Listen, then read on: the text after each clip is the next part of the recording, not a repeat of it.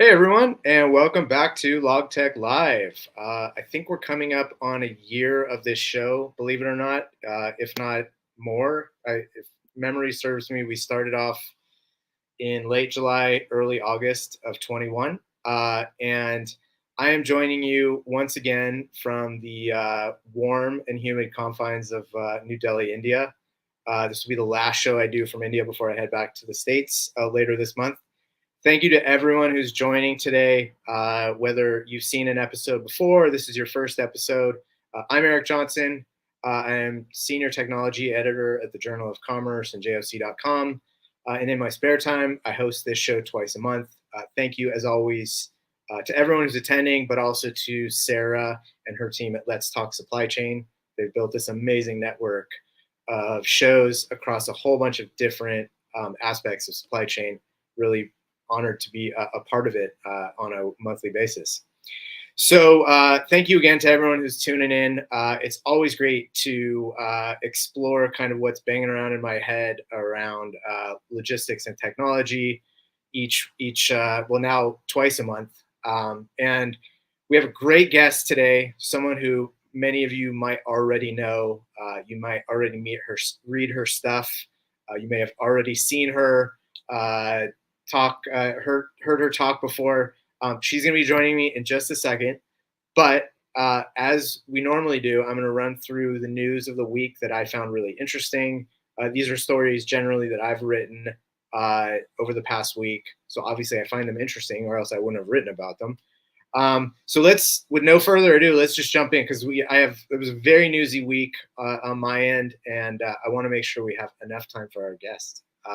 So the first story I wanted to highlight was one super interesting, and it has real broad applicability because I wrote about a case study that a technology vendor called Open Envoy did on behalf of a company that's one of its customers called Scholar, which is a big feed and grain exporter out of the U.S. And what they found, Open Envoy focuses on freight bill auditing. And what they found was a whole bunch of duplicate invoices that Scholar had been sent that they were somewhat aware of or weren't able to capture all of. And what this highlights, piggybacking off of some other reporting that one of my colleagues did a week prior around another shipper taking a case to the Federal Maritime Commission, who you've heard me talk about a lot this year, around the same issue. They received almost $1 million in duplicate invoices just around detention and demurrage from an NVO that they use. In this case that I wrote about, these were mostly duplicate invoices for ocean freight from the ocean carriers that Scholar uses. There's this big problem, right, with accurate invoicing. And the reason it matters now is that the shipping law that just rewrite of the Shipping Act that just went into effect a couple months ago really puts the onus on ocean carriers and billing entities, terminals and ocean carriers specifically, to get their invoices right, to not put the burden on the company that's being invoiced to ensure that they've been accurately invoiced, right? So I think we're going to start to see a lot of technology aimed and usage and adoption of technology that's already out there aimed at helping both on the invoice production side or generation side and the invoice auditing side to make sure these invoices are correct. Because it's basically on the shipper side, it's a whole lot of inefficiency. It's a whole lot of cash that's tied up in disputes that ought not to happen. And on the provider side, these are sometimes bills that should never have been sent, or they're inaccurate, and it really puts a burden on the company that owes that money to make sure that they're paying what they ought to be paying. So really, that's an area to watch really closely. The next story that I wrote about this week involves two of the bigger names in the world of truckload, DAT and Convoy. I'm sure most of you all have heard of both of those names. Well, it's interesting. It turns out since January, they've been kind of involved in a legal battle with DAT suing Convoy in January, Convoy countersuing DAT in June over two different things. DAT believes that Convoy violated a contract that the two had essentially Convoy was using DAT's load board to provide capacity for loads it had. And and DAT is alleging in the lawsuit that Convoy used their experience with that load board to build their own competitive product. So there's two problems with that from DAT's perspective. One, the contract specifically said that they're not allowed to build a competitive load board. And second, DAT is alleging that Convoy essentially stole data and sort of secrets around how to build this competitive product. Convoy's denied all of these claims, and they countersued saying DAT has sort of a monopoly on the load board market, and they have made it impossible for competitors in the space to build competitive products. So this is very much up in the air right now. It's still working its way through the legal channels, and so there's a lot more room to run on this stuff. I'm not in any way a legal scholar or expert or even armchair expert. So I'm going to leave it to the legal experts to sort of say what the next stage of this is, but super interesting. Also super interesting that this didn't really come to light. I got a tip over this over the weekend. Otherwise, I wouldn't have even known it was going on. So it was really interesting that it was kept under wraps for so long as well. So I'm very interested to hear any thoughts anyone has on that. The third story that I wanted to point out was a story I did a couple weeks ago, actually, around shippers using outsourced transportation management. And so sometimes it's called managed transportation on the domestic side. Sometimes it's called control tower, 4PL. Often it's called, on the forwarding side, it's called a lead logistics service provider. What's interesting is I had conversations with a few technology providers who really their whole idea is put easy to use, relatively low cost technology in the hands of shippers and let them manage this stuff themselves and not rely on forwarders to do basic kind of services. What those providers have seen is that shippers are sort of coming back to them and saying, "Hey, we need you to help us run this. We're sort of bailing water over here. We have too many fires to fight." To throw a bunch of cliches out there, and they're saying we need managed transportation help. And the idea is that the software provider is essentially a power or super user of their own software in a way that is difficult for the customer to replicate. So this is not new. Managed trans has been around a long time. 4PL has been around a long time. But it's interesting to see that technology providers that are even setting out to sort of enable shippers to handle this in-house are actually getting inbound demand for these types of services to run it on behalf of the shipper. So it'll be interesting. The thrust of the story is that the dynamics of the market are moving so fast and they're so complicated that it's tough for shippers to keep track of that and sort of get the best out of the systems that they've invested in. So definitely going to be keeping track of that, and encourage you all to check out that story. And the last piece I'll highlight is my newsletter from last week, where I talked about how forwarders, there was this idea, I think, a couple, 5-6 years ago, maybe even longer, that VCs were backing companies that were going to essentially make the freight forwarding model obsolete, that intermediaries were only there to kind of take their cut and they weren't really adding any value. Well, we're sort of a decade into this now, and what we're seeing is actually that, yes, some companies still see that as a way to sort of grow a software provider, but there's also a huge array of technology providers that have come into the market, often backed by VC, that are trying to empower existing forwarders rather than wipe them off the map, right? So this is what I explored in the newsletter, and really it boils down to two things. Can the technology provider help the forwarder expand the range of business opportunities it has access to? So give it an easier way to interface with new customers, give it access to customers it didn't even know existed. Maybe if they focus on a particular type of shipper, it expands into a different size segment or commodity segment. Or it helps them on the operational side cut the cost that it associated with, on a per shipment, on a per customer basis, right? So it's nothing, no rocket science here conceptually. Cut your costs operationally, expand the potential, kind of revenue opportunities. Obviously, it's all in the execution, and that's what we'll see is whether these tools are actually helping forwarders.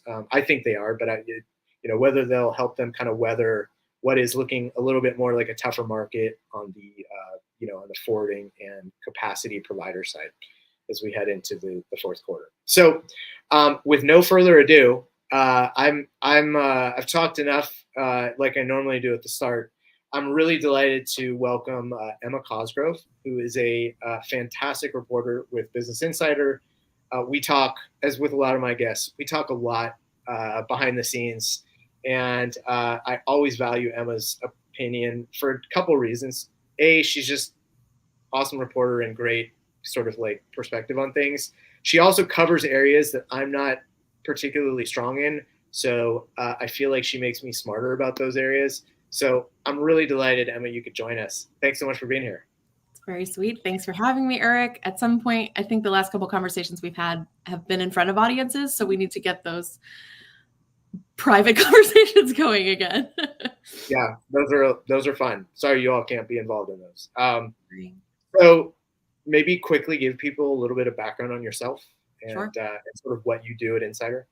Yeah, I'm a senior reporter at Business Insider covering logistics. I've been there for about 18 months, and I focus on e-commerce logistics, I'd say, which means I spend a lot of time in the last mile, not exclusively, because part of my thesis for this beat has been to connect the VC parcel e-com logistics ecosystem to the incumbents. I think on the last mile and parcel side, that's not there's a hole in the journalism market for that kind of coverage, because the parcel ecosystem is really difficult to get your head around, and took me a while to do so.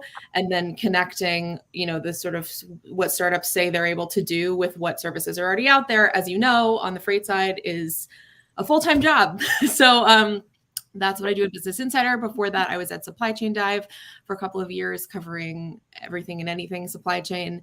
And before that, I covered agriculture, which was an amazing experience because it's also incredibly connected to supply chain. In fact, the first story I ever wrote about Convoy was when I was writing about agriculture, because one of their original use cases back in the day was produce season, because it's difficult for small to medium seasonal growers to get solid trucking services because they're not very consistent customers. So they're not very favored. That was the pitch anyway. Yeah. No, that's interesting. It's interesting to hear you talk about kind of like how your sort of core beat spreads out, because UPS and FedEx, and we'll definitely talk to them because you've been covering them a lot, especially of late. Everyone thinks of them as parcel, but they also have these massive footprints in kind of the market that I cover, right? More on logistics and truckload and there are parcels. I mean, there are parcels everywhere. There are parcels on the rails too, which I've written about a bit. So it's not that I stick to parcel, but I'm sort of fascinated with e-com as a customer, essentially, for the entire logistics ecosystem. Yep. Well, okay. I have lots of questions about e-com, judging from your numerous talks with people in that market. But I want to first kind of zoom out, and I think we both struggle with how big and gnarly our beats are, right? Like, it's impossible to cover everything. There's a million companies on both the buyer and supplier side. There's the regulatory part of it. There's just a million different tentacles to this, right? So what if you sort of step back, and not about a particular company or a particular personality, but what's sort of sticking out to you right now as you sort of like look over what you've done and what you're interested in going forward? Yeah, I think this answer is going to be surprising to you, because the thing that I'm obsessed with, and I rarely get to write about, and I'm working on a big piece about this right now. I'm very excited about it because we reporters like you and I were in the weeds all day long trying to figure out what this company is doing with that company and how this thing is getting from here to there and what's going to go wrong and what is peak going to look like and all of that stuff. Everybody is looking at the trees. I've been really fascinated with the forest for a while. So we have more warehouses in the US than we did 10 years ago. We're buying more stuff than we did 10 years ago, but we have more warehouses than that increase in buying stuff. So why is there more square footage? That square footage is closer to people. That's something I cover all the time. Distributed inventory, I'm sure you guys do too. The sort of face and fabric of America is changing based on the way the supply chain is changing. And there's so little attention given to the sort of macro of all of this. There's a hyper attention on the micro. And even academics, I've been looking for academic studies on sort of the impact of e-commerce on the just the literal, like the face of America, and there isn't a lot out there. So how labor is changing, how like the number one fastest growing job in America is warehouse work now. All of those like macro things are the thing that I'm obsessed with right now. That's super interesting. I was thinking, I always think back to this one particular conversation that I heard at a event, that it was a retailer event, and it must have been 7 years ago. And it was Target who said this. It was a not for public session that I was sitting in, but it's 7 years now, so there's a statute of limitations on this stuff, right? Yeah. And Target was talking about their e-com business and how it wasn't profitable and they didn't have a good sense of like what they were doing. She was being really frank. She said, forget her name, but she said Target over studies everything. Like, we don't make decisions until we know we can be good at it or profitable at it. Mm-hmm. E-com, we had no choice. We had to jump in and learn it as we go. And we knew it was not going to be great, but we just had no choice we couldn't sit on the sidelines. And as you were talking about that, I was thinking, well, that's like a microcosm of like our whole society, right? Like this wave has washed over us despite ourselves, and we have no way to even realize what we're doing to ourselves, right? Like we all have these crazy expectations about what we have available to us, when it's going to get here, how it's going to get here, and we don't even think about anything to do with like how that all happens. Yeah, crazy expectations is an interesting point, actually. And Target is a fascinating use case. I've gone really deep on their e-com logistics because they're doing some very interesting sort of Amazon-like things. But the demand for fast delivery is a fascinating point because will we still buy things without 2-day delivery? Yes, we will. Does 2-day delivery often decide where we buy them from? Yes, it does. So to blame the speed demand on us, I think is a little dubious. If a retailer wants to capture those purchases, they're going to make a big flashing sign that says you're going to get it faster, but you were probably going to buy it anyway. So the idea that they're meeting this insatiable demand for speed is something I don't buy into. I do wonder whether, and I'm getting a little off track of what I know. I'm sorry. No, this is super interesting. I do wonder. There was a point in 21, I think, and I don't remember exactly when. There was a point in 21 where I thought to myself, I wonder if this is going to be like one of the benefits of COVID, is that like everyone's just going to chill for a bit and be like, oh wait, everything doesn't magically show up on my doorstep the next day or in an hour. But now I've sort of realized that was unrealistic. Well, COVID was really interesting because what happened there was that the delivery times went out the window. So that conversation, honestly, it felt more sane to me during COVID because it wasn't about who's delivering faster. It's who has the product. And even then, I think with Amazon orders, everyone probably experienced, and is probably still experiencing, the fact that the advertised time frame for the package arriving is not necessarily what happens in both directions, right? Sometimes the package comes faster and sometimes it comes slower. Oh. And there are reasons why that happens, but I think the sort of disconnect between the speed that we message and the speed that we deliver and whether any of that matters is something the industry is still trying to figure out, because giving the truth there, the sort of ground truth there, is that people just want to know. They want They want to be able to make decisions based on when their stuff is going to arrive. So they want it to arrive when you say it is. And they want that information to be clear. That's what we're very, very bad at. And that's not any one entity's fault. There are a lot of reasons why that's really hard to do, as you know. Right. For sure. So far off the path now. I'm so sorry. No. I'm gonna try to get us. So I did want to talk to you about ecom. So I'll just ask you about this stuff now while we're talking about it. So one of the reasons, like I said, that I love reading your stuff is it gets me up to speed on a market that I don't cover to the same level of granularity that I do on the like bigger freight side, or the ocean and truckload side. So I do try to absorb as much information. And one of the interesting things, I think I saw a chart a few days ago, earlier this week, that sort of showed e-com demand going like this, and then during the pandemic going like this, and then like this, and then down a bit, but sort of like back on the line that it was on prior to the pandemic, right?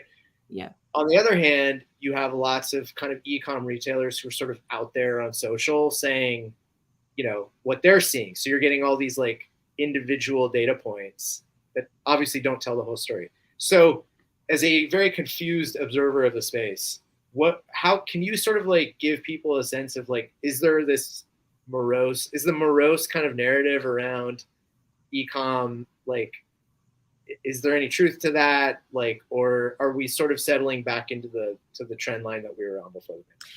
Sure. So I think the chart you're referring to was related to Shopify earnings, because Shopify, Toby from Shopify was the one who said, we're back to 2019. Like, it's like it never happened. Yeah, we're not on this path anymore. We're back on this path. Exactly, which is probably a bit extreme if you're talking about the industry as a whole.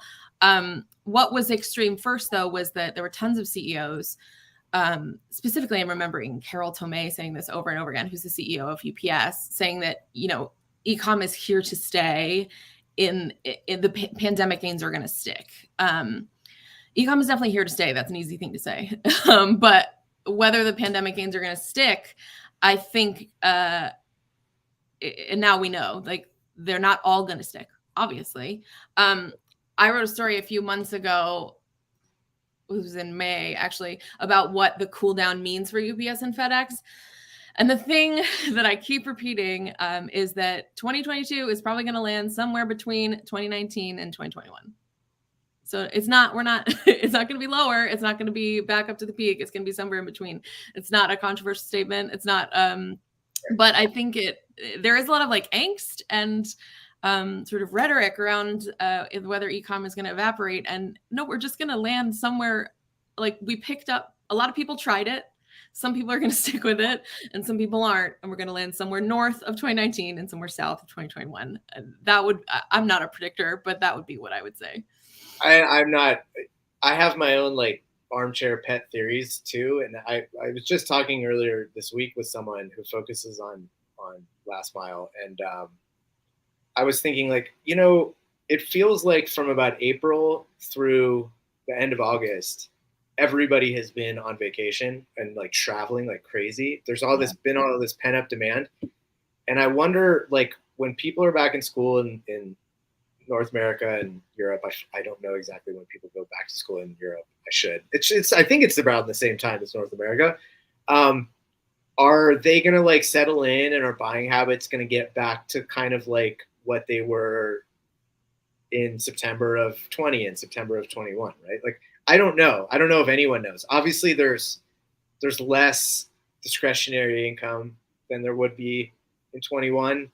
But probably more than 19 and more than 20, and more of a comfort level with doing some of the things that they'd never done online in 19 and 20. So again, that's why I like being a reporter, that I don't have to make predictions, because it's a fool's game. But well, for sure. But also the channel is really interesting on this. So like, a lot of folks tried e-com for maybe the first time during the pandemic, and they also tried click and collect type things, which is like sort of a wild card because it's technically e-commerce, but it's not good for parcel carriers. Yeah, which you really think of those two things going together. And then there's also like I think we're going to talk about like layoffs and struggling companies, and the ultra fast sort of gig economy delivery companies I would say are floundering a bit, whereas the traditional channels are they need to protect their, like UPS, FedEx, and the regionals and the sort of ecosystem around that. They need to fight for volume, but they're not struggling the way that ultra fast folks are, and that might be something that's a little bit more clear than the store versus online. But also, who knows what's coming next, man? I know, exactly. Like we just all expect there to be like 5 months of just chill, and there's not going to be, right? There's something else is going to happen. A question came in, and I wonder if you have any thoughts on this, or if you've done some coverage. I may have missed it. How to overcome kind of the last mile challenge in rural areas. Yeah, no, I have done some coverage on that. I saw that question. It's super smart. So a sort of big thing happened recently it was earlier this year that UPS raised your rural surcharges a lot. I'm not sure if FedEx did the same, but I can't imagine it's super different. Meaning like a surcharge for certain rural deliveries went from $4 to $12, which that's going on top of the agreed rate. So it's prohibitive. Essentially, they're pricing volume out of their network. That's how parcel companies operate. If they don't want a certain type of package, they'll make it prohibitively expensive. Right. And Amazon is dialing up. They've got new strategies going. Vox had a story recently about them using sort of mom and pop convenience stores as sort of little mini hubs for packages, which is a really interesting strategy. So yeah, Amazon is dialing up. Amazon is still not a third party carrier in any sort of meaningful way. So the Postal Service will still be there, but in terms of speed, rural packages and speed, I think that that's not getting better. In fact, it might be getting worse in the aggregate, like on total. The other thing that I'll note is that I live in New York City, so forgive me for talking about rural consumer behavior. If you disagree, please weigh in the comments. But from talking to both logistics folks and folks who actually live in places that are, 20, 30, 40 miles from any particular retailer, they're not accustomed. They don't adopt e-commerce as quickly, and it's not as good a service. So that's understandable, but they're very conditioned to go get the stuff. So the behavioral shift to create the demand there. People, right? Yeah. And obviously density is number one for a delivery company. So it's sort of a cost nightmare to get out there. But yeah, the ground is sort of shifting in terms of who's affordable and what speed they're going in rural areas. And I think my big question there is, what do we need to make sure that rural consumers have sort of an equitable availability of experiences rather than, but that doesn't necessarily mean it needs to look exactly the same. I don't think anyone needs. Because they're buying different things. They're buying different things. Yeah, they might be buying different. I mean, not everything is I think one of the things I always try to think about when I'm thinking about last mile delivery is prescription drugs, because it's a major distribution channel for them, and that's it's a necessity for a lot of people, and the timing is important. So that's where the impact of parcel logistics really is. Speed, cost, and service pick two, says Josh. Yeah, I hear that a lot too. But yeah, so it's things in rural areas are changing, but I'm not sure what the priority should be at this point, and I should probably do some more reporting on that. There you go. Thanks, Joy, for the question, and you just seeded Emma's next line of reporting. Okay, I have way more questions for you than we have time, because we have 11 minutes left. We'll go a little over. Okay. So you talked about layoffs. You referenced it quickly. I did want to ask about that. Same sort of thing. I'm seeing a fair amount in the space that I cover. You've covered some of the layoffs that sort of border into the space that I cover. What's your feeling on is this anything? Well, actually, let me ask it this way. Do you feel like layoffs that are happening in e-com are happening at a greater pace or a more kind of worrying level than are happening in what freight, transportation, logistics kind of technology providers? Well, there's a bunch of different corners of ecom that are behaving differently. There's a lot of layoffs going on in the technology provider space, Shopify being one of them. The Amazon aggregator space is going through a lot of turmoil right now. But on the actual logistics side, I'm seeing a little bit. In fact, I know of some layoffs I just haven't even reported on, which I'm happy to break a little news right now. But like a company called Sendle had some layoffs. That's an Australian company that came to the US. They do an asset-free parcel logistics service for small e-commerce sellers. So that's when like they aggregate packages and use like LTL services and regional carriers and sort of like stitch it all together themselves. I've written about that kind of company, and I can post that story in the comments after the show. And the other one is escaping me. Micro fulfillment company whose name I'm not remembering at the moment, but there was a micro fulfillment company that had some layoffs. Oh, and another multi-tenant. It's called Fetch Package. They do like multi-tenant logistics services for multi-tenant buildings. So like they have their own little mini local logistics networks just to accept packages on behalf of consumers and then re-deliver them at a time that's convenient. And they do contracts with like real estate developers and stuff. They've had some layoffs as well. So it's like ecosystem stuff, but not the last mile like carrier delivery side has always been a strong fundraiser. And I think most of them have some decent runway from last year. So I haven't seen anything major on that front. The other thing is that the like huge majority of labor cost when it comes to actual carriers would be on the low wage side, which changes the dynamics. But yeah, we've seen sort of the same thing where it's recruiting teams. We're not going to be recruiting a ton this year. Let's lay off the recruiting team. A little bit of marketing. Yeah, marketing. Yeah. So yeah, nothing like hugely disastrous. I'd caveat that with, I'm very skeptical when I hear the word layoff and the word pivot in the same or restructure conversation. I mean, restructure can mean a lot of things, but if the business is fundamentally changing, that is something that I would be quite wary of.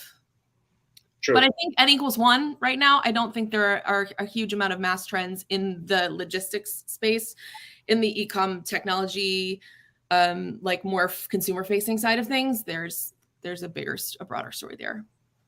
Yeah, I think I wrote about this a couple of weeks ago about how it's like the logistics had lower to fall because it hadn't risen as high in terms of like funding and valuations, right? So I think what we're seeing as well, I don't think this is necessarily evidence.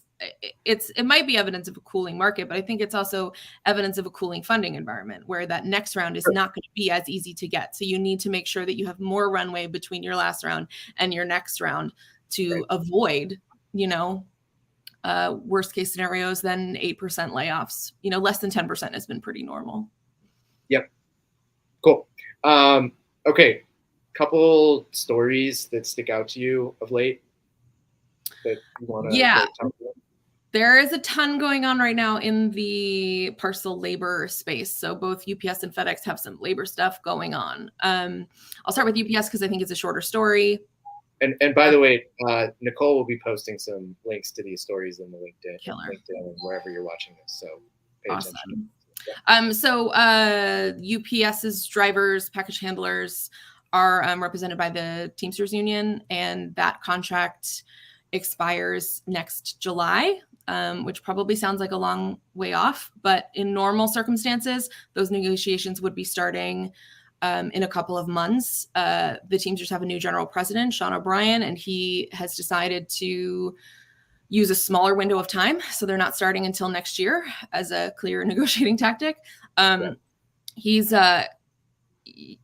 not messing around. His rhetoric is a lot more extreme than his predecessors. I've got a bunch of stories on the site about what they're asking for, but he's essentially already talking strike. And I have a story up that I think Nicole will post that explains why that's more likely. He's beefed up their strike fund to $350 million. and changed the time frame that members would get paid. In the case of a strike, it used to take 8 days, and now it's going to take 1, so he says. So those are tools that will make a strike less painful for strikers, Right. Which is removes some friction in the decision making there. And this applies to like what part of UPS's workforce? So like pretty much all of it. Just everybody. Not the corporate, but the drivers, the package handlers. Yeah, I mean, some of your listeners will remember 97 was the last strike. I was a child. I remember. I will add, but I remember it. Yeah, people remember. It was. I was a child. I was a child in mentality, but not in actual age. Yeah. So yeah, that is coming, and Sean O'Brien, the president of the Teamsters, is new. CEO Carol Tomei at UPS is new. She's a totally different figure than anyone who preceded her, and she's super smart. I mean, she worked in mergers and acquisitions and banking for ages before she ended up Home Depot. So I'm fascinated to see these two come together. It's gonna. I've just been looking forward to this as a really interesting thing to watch for ages. So that's UPS number 1. I know it sounds early, but they started their campaign kickoff, and I interviewed Sean, so that's why I'm talking about it now. Yeah, they're going to be. It's basically the whole next year they're going to be louder than they have been. Yeah. And then the negotiations start probably February, March, something like that. Okay. FedEx. FedEx is even more interesting. There is a really large contract. FedEx is the opposite of UPS. All of the FedEx ground, not express, but the ground trucks that you see driving around are run by small businesses. They're all independent contractors. So there are 6,000 of them. And they've had a really hard time of it. I've been writing about that since March when fuel prices went up. FedEx levied fuel surcharges, as everyone did. The contractors claim that either none or not enough of that was passed on to them. And a lot of them claim to have negative margins at this point. It's tough out there. I talked to a few who were quite desperate back in March, very, very concerned about their families, quite honestly, because this business, which was a cash cow in 2020, plummeted so hard in 2022. And one of the largest contractors has, his name is Spencer Patton. He runs a company called Root Consultant, and he is he's rising up. He's talking back. He's putting together a 10 member committee to collectively negotiate with FedEx, which FedEx has already said would be a violation of his contract. FedEx is not having it so far. And I had this scoop a few days ago now, what is time, that Spencer's goal is to change the model to make it a franchise model for FedEx contractors, which would be a thunderclap for the business. I'm still trying to wrap my head around what it means. It would certainly mean an immense amount of legal expense and time dedicated to this. And it's very early in those days as well. There's a conference of that are about 3,000 contractors are attending in Vegas in a few weeks, where they'll elect this 10-person panel, and I will be there. So if you are interested in this, please stay tuned. The original thing I should say that Patton asked for was a per stop raise of 50 cents, I think.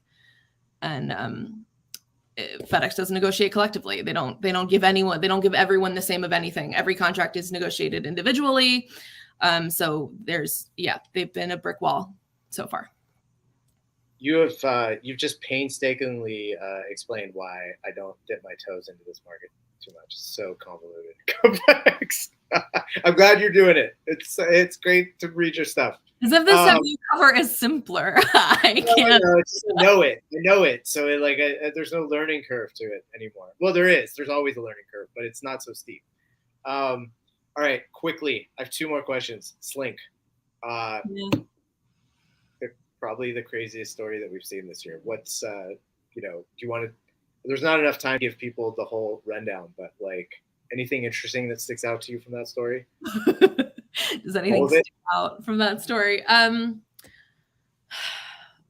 first thing I'll say is it's not. I don't think it's over. I'm not done. I'm still working on some stuff. I'll catch people up very briefly. A startup called Slink, which raised most of its money in 2021, around 60 million in 2021, and before that it was just 10 million or something like that. Gosh, my recall's terrible. But anyway, the U.S. employees have not been consistently paid for since May 10th. Yeah. I think was the date. I got that started leaking out in the athletic press, literally the Athletic, because the owner of the company was attempting to buy a British football club, also playing in several pro golf tournaments around the world, while many of his employees were not being paid. He has since been suspended. That's the latest news. Took a while, but he's been suspended. And the future of the company is very much up in the air. Most of the people I have talked to at Slink filtered out as I was talking to them, left the company either voluntarily or not voluntarily. And now it's still there. The board is going to keep it going, as so they say. The chief of staff has been put into an interim CEO position, and I might have a story about them coming soon about what's next. But yeah, it's not over. It's still a company, and people still work there, and they got paid. That I have confirmed. Cool. Well, that's good for them. I'm glad to hear that. All right. One last question. This is now my new gimmick that I started last show, and you're going to be subject to it. Who's your favorite band and why? Yeah, I like this question. My favorite band, well, is Brandi Carlile's band. If anyone knows who Brandi Carlile is, she has an amazing band and is an amazing songwriter herself. Actually, this record is what I'm about to talk about on my wall right here. Okay. Yeah, that's. Glasses are not good enough to see that, so but I'll trust Brandi, you. I love her music, but she also has an amazing story. And I read something when this album came out, which is 3 or 4 albums ago. It's called Firewatcher's Daughter. T-Bone Burnett, like a really famous producer, was a producer on this album. And I read an interview somewhere. I tried to find it this morning, actually, because I knew you were going to ask this question, but I couldn't find it because I think I read it in an actual magazine. But basically, I've been listening to her music since 2008, something like that. And it used to be quite quiet. And if you know Brandi's music now, it's like anthemic and like serious, like sort of country fusion rock and roll. She has these soaring vocals, and apparently she thought she shouldn't sing that loud for like ages. And T-Bone was like, what do you like? Why Let's are hear you, it. Let's there's hear gas in the tank. Like, why are you not emptying the tank? Yeah. And the second she started emptying the tank, she started winning Grammys and playing Madison Square Garden and taking over the world. So I love that little metaphor for especially women. Yes. If you're trying to stay quiet, you gas in the tank. Probably best to stop that. There's enough people trying to hold you back. Don't hold yourself back, right? So yeah. Emma, thank you so much. I say this with most guests, but I really feel like it's particularly applicable today. We could have gone on for another full show, but thank you so much. I always learn a lot talking to you. I'm sure everyone out there also learned. Please go read her stuff, seek her out. What's the best way to reach you? I'm a LinkedIn girl. You can find me on LinkedIn. Okay, cool. That's easy enough. She's pretty prominent on LinkedIn. Thank you again. Really appreciate it. We'll talk soon, okay? Thanks, buddy. Good to see you. All right. Well, it's gonna be a big come down off of that to have to listen to my dad joke of the week, but that's what you signed up for. I'll try to make it. This is like a crossover joke that's both summer vacation in August and also kind of maritime. How do you know the ocean is friendly? I'll give you 2 seconds. Because it waves. Come on. You can use that one at home. That's a good one. It's a safe for home and safe for work joke. And my son had absolutely nothing to do with this. I did my own research on this one. So you can send all complaints to me. But at least I made it somewhat topical. All right. Last thing this week is Buzzword Explained. I'm going to go a little off the reservation here, and this is not about specifically about logistics technology. But I came across this term, and it's more of a marketing term or like a social engagement term. Dark social. What does that mean? It sounds like a bar that's going to open up in a hip part of town, or something pretty insidious, actually. So dark social is the engagement that you get, and please, anyone correct me if I've just literally read about this week. Dark social is the engagement you get on Twitter, LinkedIn, whatever channels you use, that doesn't show up in likes or retweets or thumbs up or comments. This is just purely people who appreciated what you put out there or hated what you put out there, engaged with it, but it didn't really register in the things that you see. And there's ways, evidently, and I have no idea how to do this because I'm not a marketing person. There's ways to capture that engagement that's not outwardly obvious, and for you to sort of get a footprint for how much impact and engagement you're getting in the market with whatever message you're putting out there. That's not directly tied to likes and page views and all the traditional metrics that we use to capture that stuff. So I need to keep learning about this, but I thought this was an interesting thing and a little bit of a diversion from my normal pure logistics buzzword.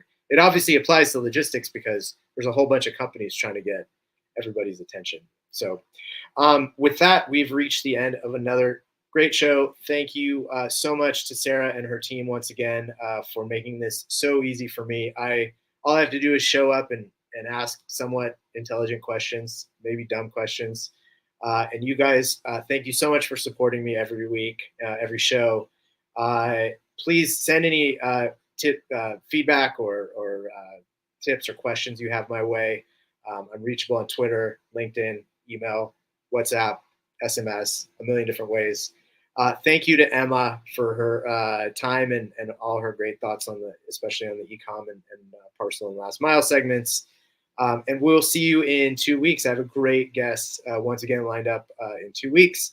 Have a great rest of your Friday and have a relaxing, peaceful weekend. Thanks, everyone. Bye-bye.